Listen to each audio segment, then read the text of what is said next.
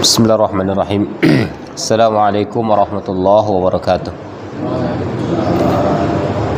Innal hamdalillah nahmaduhu wa nasta'inuhu wa nastaghfiruh wa na'udzu billahi min shururi anfusina wa min sayyiati a'malina may yahdihillahu fala mudilla lahu wa may yudlil fala hadiya lahu.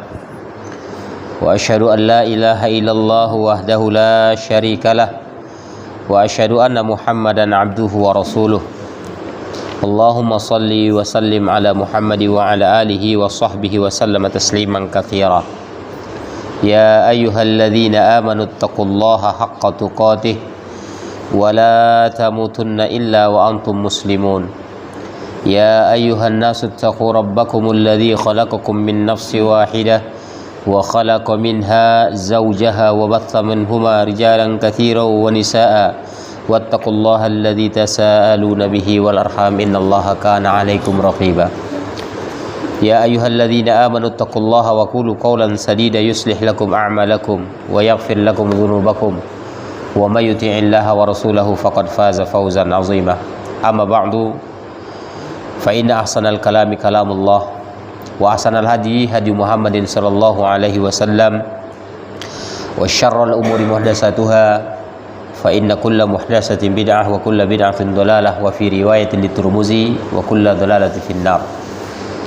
Ikhwani fid din rahimani wa rahimakumullah. Alhamdulillah, segala puji hanya milik Allah Subhanahu wa taala yang senantiasa memberikan kita rahmat dan karunia-Nya. Di antara rahmat dan karunia Allah Subhanahu wa taala, kita masih diberinya hidayatut taufiq. Hidayatut taufiq untuk memahami agama kita dengan benar agar kita bisa menjadi orang-orang yang diridai Allah Subhanahu wa taala. Adapun kajian kita masih berkaitan dengan hal-hal yang membatalkan syahadat, ya. Yang pada pertemuan yang lalu atau beberapa pertemuan yang lalu kita sudah membahas, ya, sedikit atau sekilas tentang perkara-perkara yang bisa membatalkan tauhid seseorang. Termasuk diantaranya adalah syirik besar. Berkaitan dengan perkara syirik besar ini, dia memiliki pengaruh yang luar biasa kepada kehidupan seseorang. Dia memiliki dampak buruk, dia memiliki hukuman-hukuman tertentu yang akan diberikan Allah Subhanahu wa taala jika kesyirikan ini dia lakukan. Oleh karenanya perlu kita memahami dan mengilmui hal tersebut agar kita tidak terjerembab ke dalamnya. Karena perkara prinsip ini adalah perkara dasar, pondasi, asas di dalam beragama. Sebaik apapun ibadah kita, sebaik apapun ibadah kita, tapi dibina atau dibangun di atas pondasi yang rapuh, di atas asas yang tidak kokoh, maka bangunan ibadah yang kita bangun tersebut di atasnya dia akan mudah roboh, dia akan mudah tertiup angin, dia akan mudah runtuh. Oleh karenanya perlu, ya, pembahasan-pembahasan seperti ini agar kita memahami, ya, dasar dari agama kita itu sendiri. Sebagian orang, ya, menganggap bahwasanya ketika dia meyakini, ya, Allah sebagai Rabb-Nya, ya, malaikat-malaikat itu sebagai utusannya membawa wahyu, kemudian kitab-kitabnya sebagai petunjuk, rasul-rasulnya, nabi-nabinya yang diutus kepada setiap umat, percaya kepada hari akhir, percaya kepada qada dan qadar, dan itu merasa sudah cukup. Padahal itu adalah awal dari pembicaraan tentang pondasi dalam agama kita. Itu awalnya, ya. Memang diawali dari prinsip ini. Tapi ketika kita bahas lebih mendalam atau lebih lebih jauh, ya, lebih detail, maka nampaklah, ya, bahwasanya keyakinan yang dimiliki oleh sebagian orang di dalam 6 prinsip ini itu nyatanya ada hal-hal yang dibatalkan oleh perbuatannya sendiri. Nah, ini yang perlu kita jelaskan. Karenanya ya, prinsip ini adalah ya, sesuatu yang amat dibutuhkan oleh setiap individu. Keyakinan ini adalah keyakinan yang betul-betul atau ahammu syai', istilah orang Arab itu adalah sesuatu yang paling krusial, yang paling penting dipahami oleh seseorang. Karena apa? Karena kita ini kan makhluk sosial yang suka beramal, ya, suka melakukan amal kebajikan. Tapi nyatanya itu tidak cukup, ya, hanya melakukan amal kebajikan. Tapi nyatanya ketika dia melakukan satu bentuk amalan, yang mana amalan tersebut bisa menggugurkan amalan-amalannya yang lain, ya. Makanya di dalam ayat juga Allah Subhanahu wa taala menyebutkan wa qadimna ila ma amilu min amalin faja'alnahu haba'an mansura. Ketika kami hadapkan kepada mereka apa yang pernah mereka amalkan dahulu. Nah, ini amal kebajikanmu banyak nih, kira-kira seperti itu. Tapi apa jadinya? Faja'alnahu haba'an mansura. Kami jadikan amalnya itu seperti debu yang berterbangan, tidak ada manfaatnya, kira-kira seperti itu. Oleh karenanya perlu kita terus membahas tentang prinsip ini, agar setiap amal yang kita lakukan, ibadah-ibadah yang kita amalkan, dia bernilai di hadapan Allah Subhanahu wa taala. Di sini kita akan jelaskan, ya, apa hikmah, ya, dari semua ini. Ya, sebenarnya hikmahnya kita memahami prinsip ini adalah agar kita bisa menata, ya, agar kita bisa menata mana yang kira-kira mana yang kira-kira dibolehkan Allah untuk kita amalkan, atau mana yang kira-kira ini diharamkan untuk diamalkan, ya. Agar kita bisa menata itu, ya. Sebagaimana yang dijelaskan tadi bahwasanya ketika orang melakukan kesyirikan, karena syirik ini adalah itu pembatal syahadat yang pertama. Itu pembahasan kita pada beberapa pertemuan yang lalu, ya. Dia memiliki dampak yang sangat buruk, ya. Bahkan dia meninggalkan, ya, apa namanya, bekas-bekasnya itu, ya, kepada generasi setelahnya, ya. Generasi selanjutnya ini akan apa namanya, terimbas dari dampak perbuatan syirik tersebut, ya. Ini kan berlanjut. Biasanya kalau kakeknya ya melakukan kesyirikan, ini biasanya anak, cucu, terus cicitnya itu mengikuti, ya. Alasan mereka apa? Ya, kakek kami tidak mungkin salah, ya. Tidak mungkin bapak kami itu nggak tahu, ya.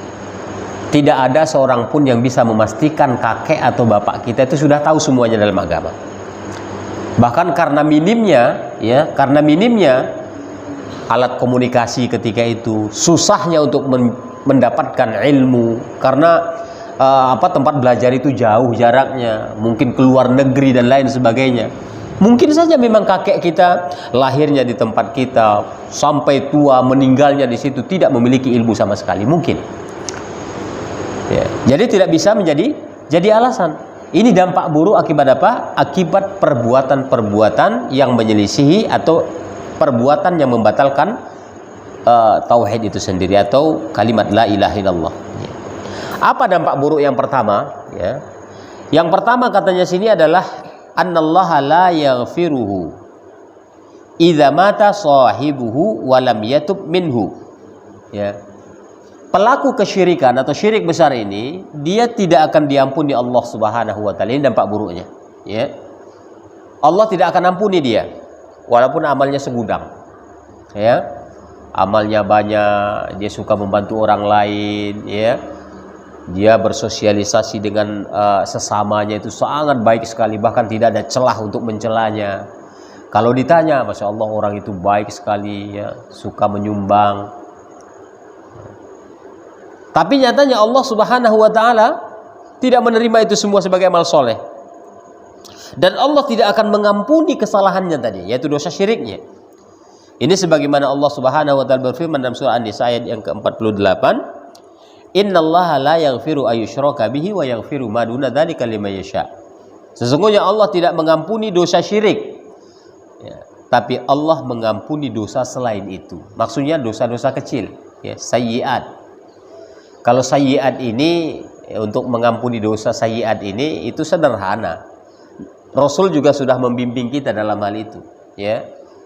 Ketika kita melakukan keburukan, ya dosa kecil maksudnya, lakukan aja amal kebajikan yang lain, maka itu akan menutupi dosa tersebut. Makanya kata Nabi, wa atbi sayyiatil hasanah tamhuha. Barengilah perbuatan buruk itu dengan kebaikan, maka dia akan menghapuskan dosa-dosamu tersebut.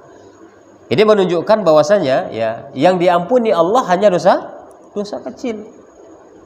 Kalau dosa syirik akbar, bahkan para ulama ada yang menafsirkan ayat surah An-Nisa ini, ya, itu mereka mengatakan baik itu syirik kecil ataupun syirik besar Allah tidak ampuni. Ini ada sebagian yang berpendapat demikian. Tapi ada yang berpendapat ashahul qaul, ya, ashahul aqwal, pendapat yang paling banyak dipegang oleh para ulama, bahwasanya ketika syirik kecil itu tidak bisa kita golongkan kepada syirik besar. Jadi ayat ini menjelaskan tentang syirik besar, itu pendapat kebanyakan para ulama, ya. Ahli mufassirin itu menafsirkan, ya, yang dimaksud dalam ayat ini adalah ayyusyraka bihi, ini itu maksudnya syirik besar. Allah tidak akan ampuni. Tapi kalau syirik kecil itu ada kemungkinan karena dia digolongkan kepada dosa besar, ya. Hanya dosa besar saja. Dosa besar ini tidak bisa kita kafirkan orangnya, ya, tidak boleh kita kafirkan seorang pelaku dosa besar, ya. Tapi dia kita serahkan kepada Allah, ya. Wa huwa tahta masyiatillah. Dia itu hanya di bawah kehendak Allah saja. Terserah Allah ketika dia nanti meninggal dunia, setelah kiamat terjadi, setelah yaumul hisab, terserah Allah mau dia masukkan dulu ke neraka. Setelah habis dosanya, dosa besar tadi, baru dia masukkan ke surga, ya terserah Allah. Atau barangkali langsung Allah ampuni, terserah Allah juga. Kita sebagai manusia tidak boleh menghukumi pelaku dosa besar itu kafir, nggak boleh. Ya. Tapi kalau syirik besar, ya, ini mau tidak mau, mau tidak mau, dia memang sudah kufur kepada Allah Subhanahu Wa Taala. Ya. Jadi dampak buruk yang pertama ketika melakukan kesyirikan atau syirik besar tadi adalah sesungguhnya Allah tidak mengampuni dosa syirik besar, ya, jika pelakunya itu mati dalam kondisi demikian. Allah tidak akan ampuni. Kemudian yang kedua, anna sahibahu kharijum min millatil Islam. Bahwasanya pelaku syirik besar itu sudah keluar dari agama Islam. Nauzubillah, ya. Tapi perlu kita ingatkan, dulu kan sudah pernah kita bahas juga sedikit tentang syirik besar itu. Apakah boleh kita tunjuk hari ini si fulan? Nggak boleh. Itu bukan hak kita. Ya, ini kita bicara tentang hukum secara global. Ya, secara global, bukan secara individu, bukan. Jadi pelaku syirik besar itu dia sudah keluar dari agama Islam. Halalud dami wal mal, ya. Darah dan hartanya halal. Ini menurut kacamata Allah Subhanahu Wa Taala. Tapi apakah boleh kita menunjuk? Tunggu dulu, ya. Ini butuh proses yang sangat panjang, ya. Ini kita belajar, ini bukan berarti nanti habis kajian kita mengkafir-kafirkan orang, ya. Bukan, jangan menunjuk orang. Kalau nunjuk orang itu satu ke orang, tiga ke kita, ya. Karena sabda Rasulullah SAW, ya, man kafara sahibahu faqad ba'a ahaduhuma. Barang siapa yang mengkafirkan saudaranya, maka kata kafir itu kembali kepada salah satu di antara keduanya. Kalau orang yang dia tunjuk itu kafir, maka kafirlah ia. Tapi kalau tidak, maka kita yang kafir. Makanya kalau nunjuk orang satu, kita tiga nih, hati-hati, waspada terhadap, ya, menunjuk orang lain, ya.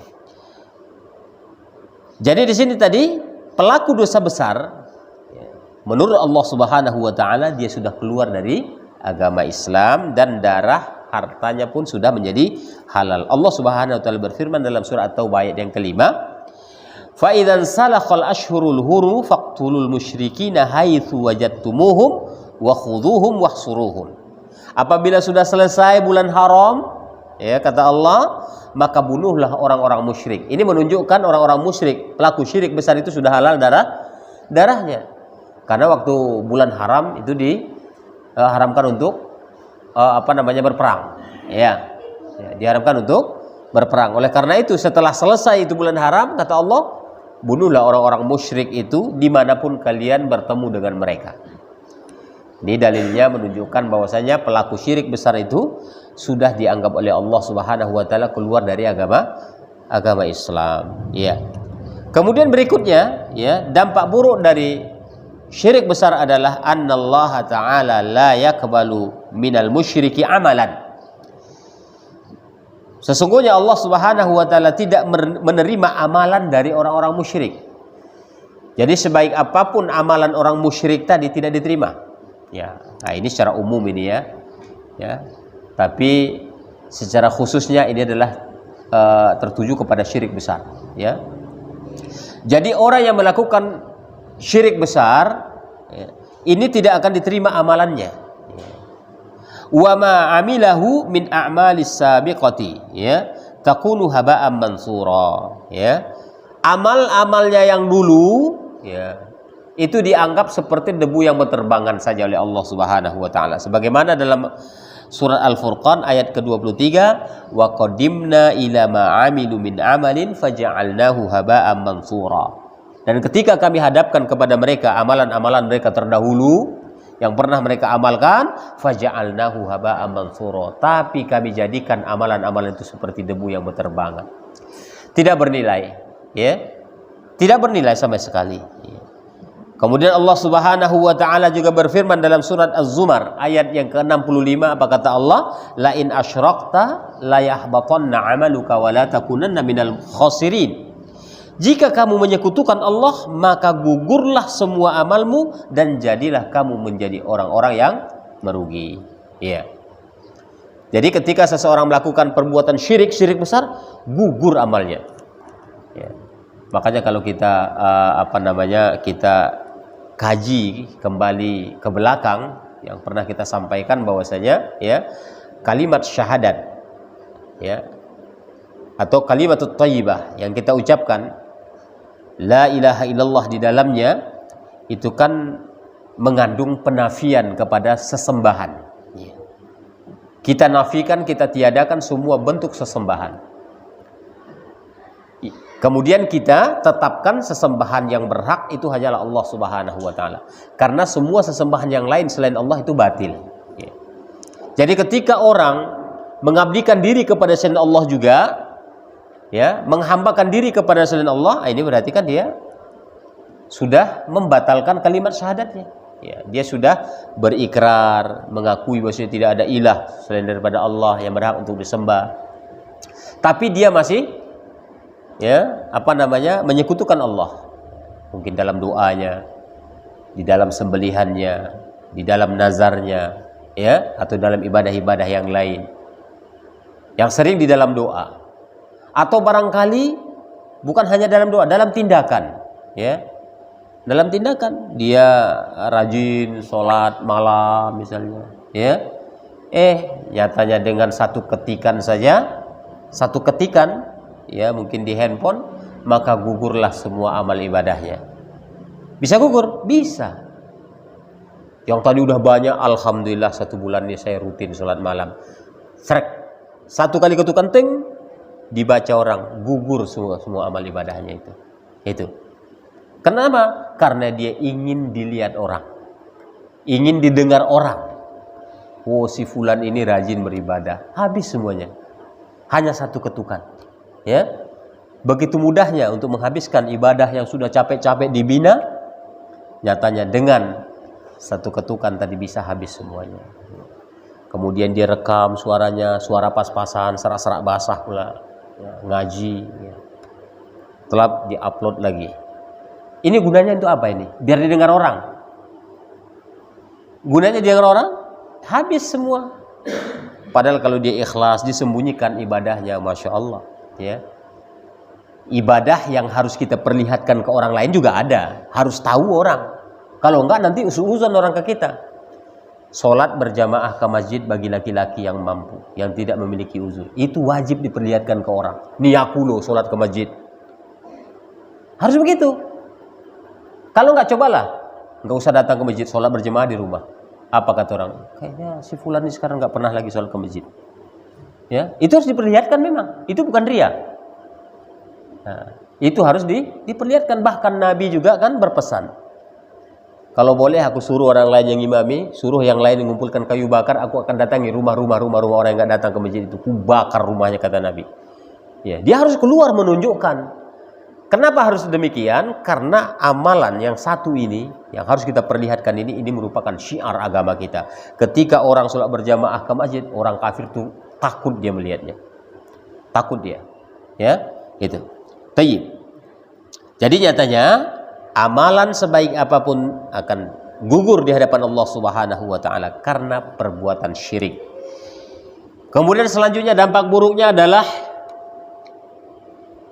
yuhramu ayyatazawwajal musyriku bimuslimatin. Diharamkan orang musyrik menikahi wanita muslimah. Orang musyrik, kalau dia sudah pasti musyrik dia, ya, maka dia tidak boleh menikahi wanita muslimah. Tidak boleh. Kama yuhramu ayyatazawwaja al-muslimu musyrikatan. Demikian juga diharamkan laki-laki muslim menikahi perempuan yang musyrik. Ya, diharamkan. Ya. Sebagaimana firman Allah Subhanahu wa taala dalam surah Al-Baqarah ayat 221. Wala tankihul musyrikat hatta yu'minna wala amatum mu'minatun khairum min musyrikatin walau a'jabatkum. Wala tunkihul musyrikina hatta yu'minu wala 'abdun mu'minun khairum min musyrikin walau a'jabakum. Ini ya.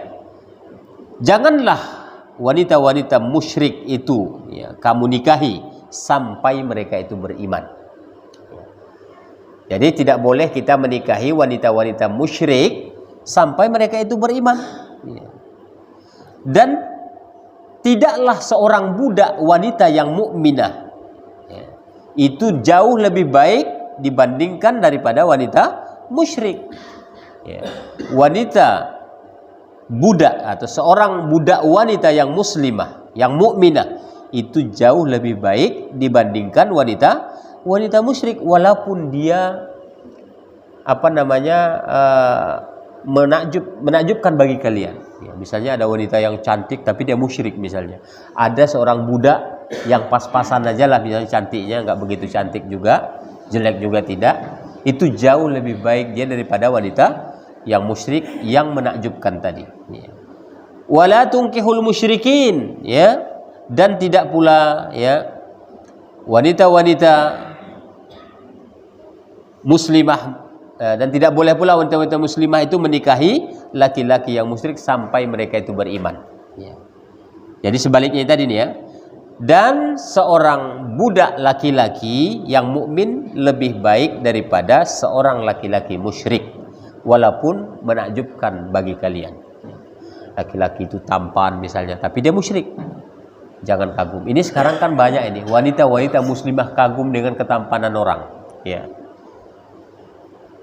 Saking seringnya ini melihat apa? Melihat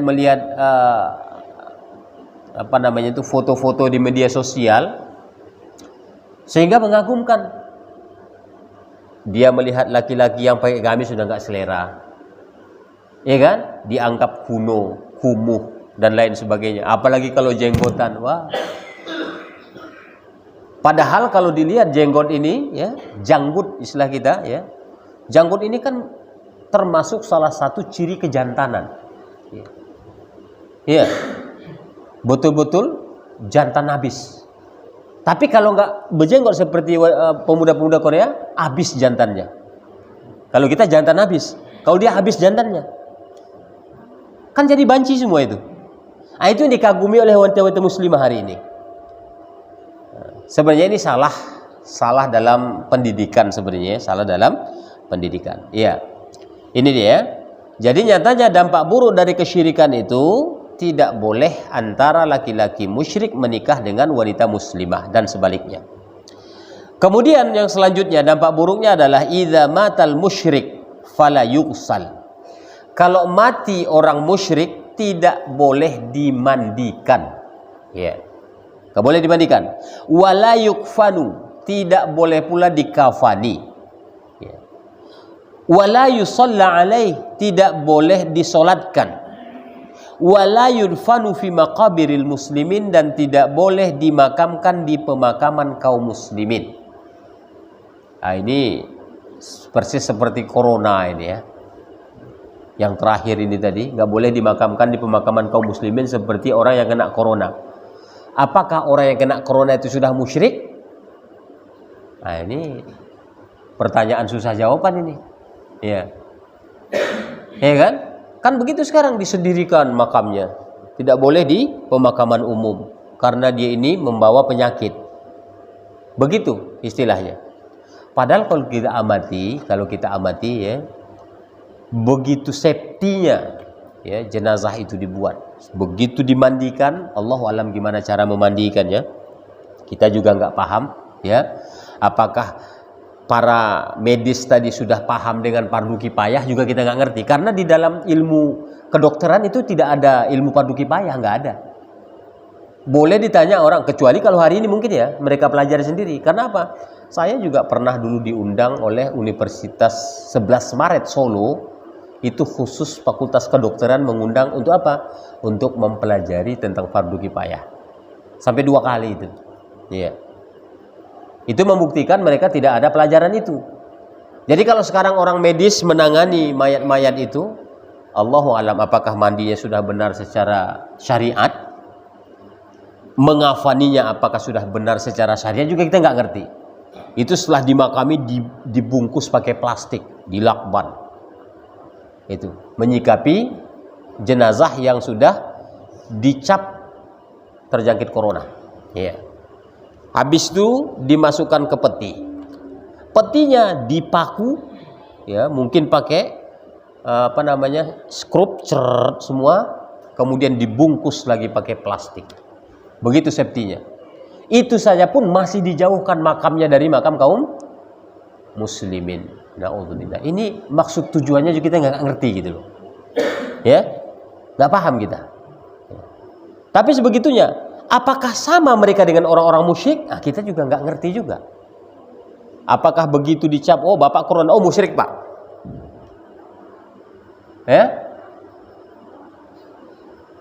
Ya, bahasa yang tersirat di dalamnya ya seperti itu begitu loh.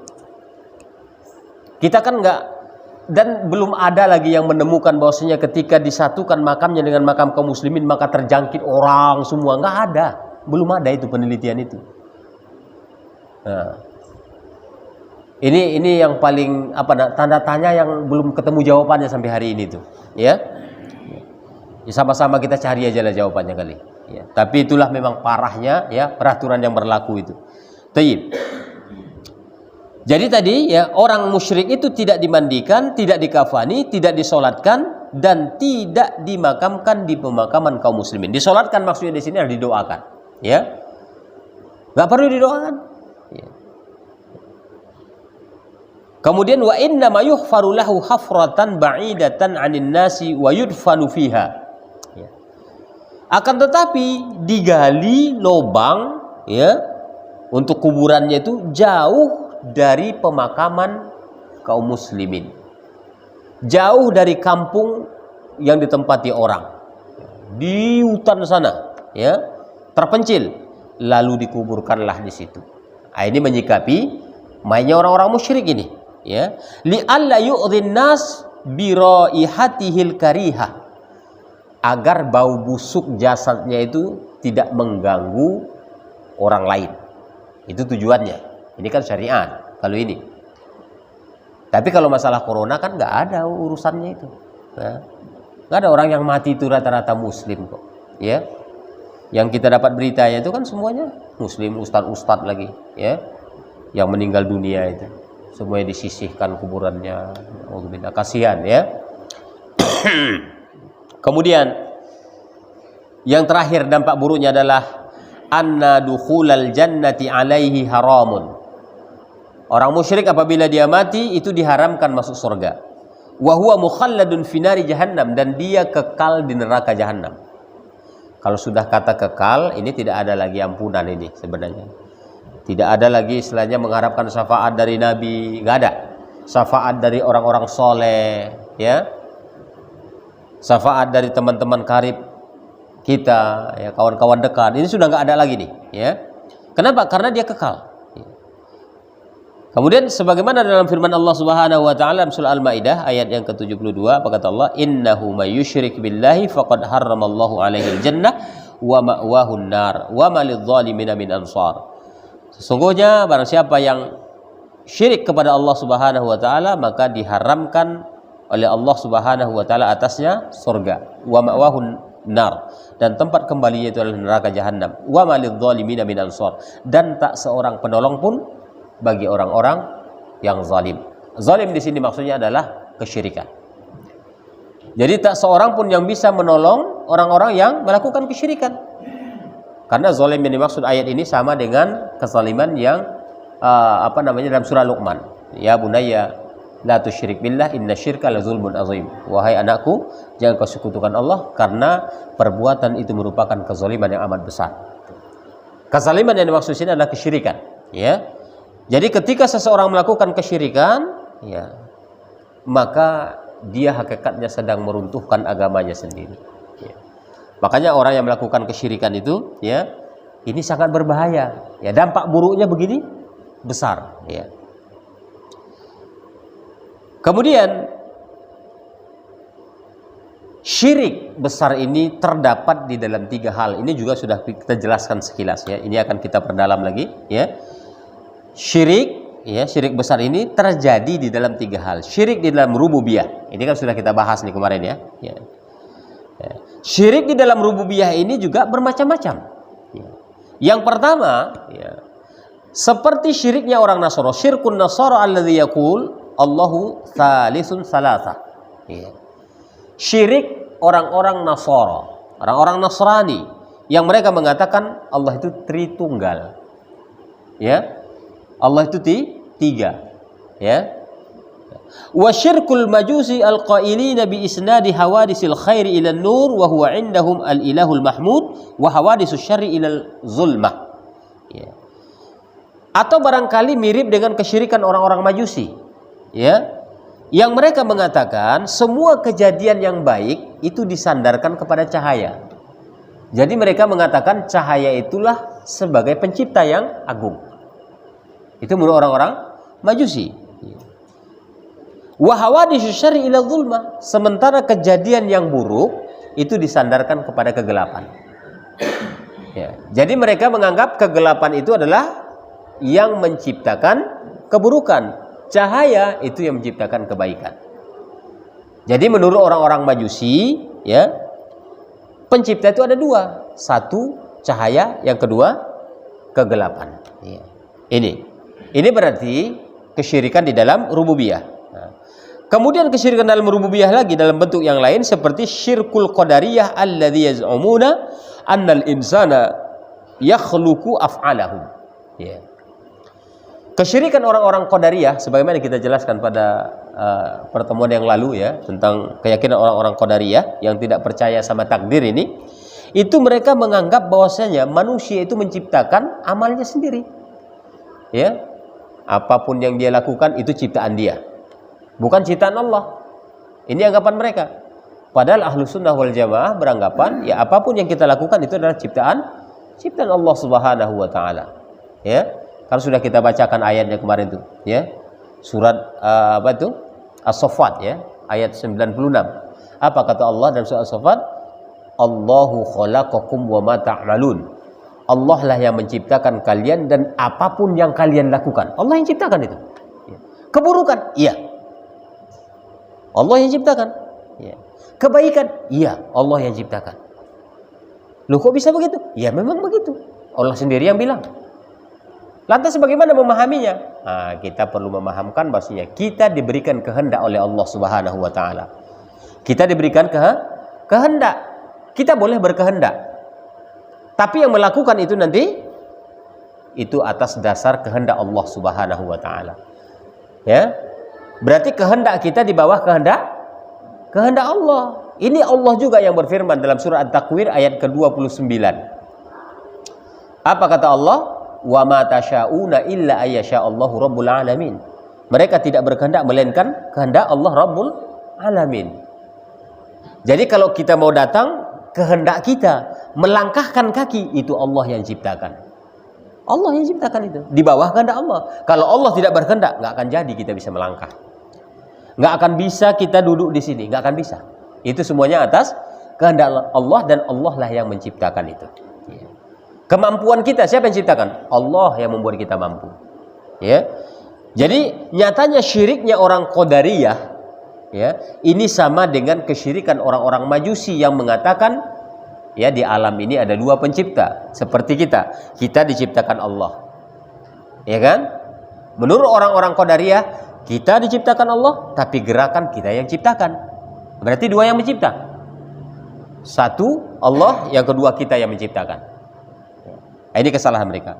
Kemudian syirik yang lain dalam rububiyah adalah syirkun katsirun min guladis sufiyah war-rafidah min ubadil kubur alladzina ya'takiduna anna arwahal amwati tatasarrafu ba'dal mauti wa taqdil hajati wa tafrujul qurabat wa ya'takiduna anna ba'da masyayikhihim yatasarrafu fil kauni aw yaghithu min istighasa bihi walau ma'a ghaibatihi anhu. Nah, ini paling aneh lagi nih. Syirik yang banyak sekarang terjadi itu dari kalangan orang-orang sufi. Orang-orang sufi dan juga orang-orang Rafidhah Syiah. Yeah. Itu mereka paling banyak itu penyembah kubur, min ubadil kubur. Penyembah kubur ini biasanya mereka berkeyakinan bahwasanya ruh orang mati, ya, itu bisa kembali. Ini ya keyakinan orang-orang muslim sekarang ini. Makanya ada istilahnya acara tahlilan, ya, 3 hari, 7 hari, 40 hari, 100 hari, ya, sewunan, 1000 hari. Ada ini dari mana ini? Keyakinan ini. Kok bisa ada keyakinan ruh itu kembali, itu dari mana? Ada dalilnya? Nggak ada, itu hanya dugaan saja. Ini kesyirikan dalam rububiyah ini, ya. Sehingga apa yang terjadi sekarang? Fasa diperingati, oh ini ruhnya datang ini malam ke-40 kan? Udah kita ramai-ramaikan. Padahal perlu diketahui, Rasulullah SAW pernah bersabda berkaitan dengan keramaian di rumah kematian, itu sama dengan meratap. Bukan ada tangisan, gelak tawa yang ada di situ, tapi itu sama dengan meratap. Boleh dilihat di dalam kitab Aunul Ma'bud, itu syarah Sunan Abi Daud, ya. Itu berkaitan dengan niyahah, boleh dibaca di situ. An-niyahah itu ratapan. Apa kata Nabi dalam hadisnya? Berkumpul-kumpul di tempat kematian itu sama dengan meratap. Dalam riwayat yang lain disebutkan makan-makan dan minum-minum di tempat kematian sama dengan meratap. Apatah lagi kalau yang memberi makan itu ahli musibah, na'udzubillah lagi. Menambah hutang piutang itu, ya. Kadang orang yang nggak punya apa-apa, nggak mampu, kita bebankan lagi dia agar memberikan makanan. Bukan malah dibantu, malah dibebankan. Ini kan menjadi sulit. Yang perlu dicermati di sini keyakinan adanya ruh kembali ini nggak perlu diyakini. Kenapa? Karena tidak ada satu dalil pun yang menjelaskan itu, baik dalam hadis maupun dalam Al-Quran, nggak ada. Ya, ketika dia sudah mati, ya sudah diangkat Allah ruhnya, sudah di sisinya. Ya, nanti akan dibangkitkan mereka. Bahkan sebagian orang beranggapan bahwasanya ruh yang datang ini bisa memberikan semua kebutuhan mereka. Apa yang mereka hajatkan, minta ke dia. Nah, ini kesyirikan yang banyak terjadi ini, ya. Bahkan katanya bisa menghilangkan malapetaka, ya. Meminta kepada ruh. Au ya'taqiduna ba'da masyayikhihim yatasarrafuna fil qaun. Atau keyakinan mereka, ya, bahwa sebagian guru-guru mereka, sebagian syekh-syekh mereka, ya, kiai-kiai mereka, ya, mereka menganggap bisa datang kapanpun mereka butuhkan, ya. Bisa datang. Kadang dia datang melalui siapa? Melalui jasad syahdu, ya, berdialog. Ah, ini setan semua itu. ya, bangsa jin yang menjelma menjadi gurunya melalui jasad si anu. Gurunya udah lama mati, dianggapnya bisa datang dipanggil. Syekh, kami ada keperluan dengan Syekh. Nah, ini kan banyak terjadi. Ini kesyirikan ini. Ini termasuk adalah syirik rububiyah Allah Subhanahu wa taala. Tayyib. Ini yang paling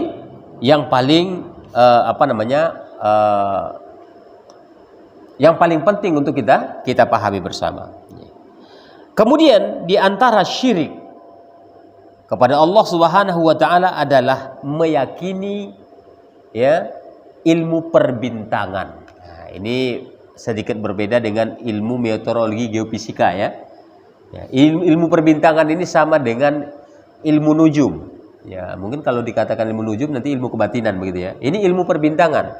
Mereka membaca segala sesuatunya dari gugusan bintang-bintang. Oh, kalau ini sekarang, oh ini bakalan terjadi ini misalnya. Ya. Ini kan ada keyakinan-keyakinan tertentu nih, ya. Bahkan sebagian orang menganggap wadzalika bi'tiqadi annaha masdarus saqaya ya. Bahkan mereka berkeyakinan adanya gugusan bintang-bintang tertentu yang mereka anggap itu sebagai penurun hujan. Ini kan kesyirikan juga itu. Yang menurunkan hujan itu kan Allah. Bahkan bintang itu sekalipun itu makhluk Allah. Tapi sebagian orang berkeyakinan, oh ini bintang ini ada posisi di bagian utara, nah ini berarti mau turun hujan ini. Misalnya, ini permisalan saja. Ini kesyirikan, ya, menggantungkan segala sesuatu kepada gugusan bintang-bintang. Dan mereka menganggap bahwasanya itulah yang menurunkan hujan, bukan atas kehendak Allah. Makanya kalau ramalan cuaca, nah ini tukang ramal berarti ini, ya. Mestinya bukan ramalan, perkiraan cuaca. Kalau orang meteorologi itu biasanya perkiraan cuaca saja, perkiraan. Menurut ilmu yang sudah mereka pelajari, ya kalau begini posisinya ini akan hembusan angin sekuat ini misalnya. Nah, itu pun mereka tidak gantungkan mutlak kepada benda-benda tersebut. Ya. Tapi sebagian orang tidak, makanya dia beranggapan bahwasanya benda itulah yang menurunkan hujan. Ini adalah kesyirikan. Sebagaimana Allah Subhanahu wa taala berfirman dalam surah Al-Waqiah, wa taj'aluna rizqakum annakum tukadzibun. Bahwasanya kalian sudah percaya Allah yang memberi rezeki kepada kalian, tapi nyatanya di balik itu kalian masih mendustainya. Ya, mendustainya dengan percaya kepada bintang-bintang, ya. Nah, ini yang yang harus kita pahami. Barangkali karena udah Isya ya. Sudah Isya, kita cukupkan dulu sampai di sini. Insya Allah pada sesi berikutnya akan kita sambung kembali karena masih panjang pembahasan tentang syirik besar ini. Naktafi bihadza, naktafi bilhamdalillah, subhanakallah wa bihamdika asyhadu an la ilaha illa anta, astaghfiruka wa atubu ilaik. Wa lakum minkum. Wassalamualaikum warahmatullahi wabarakatuh.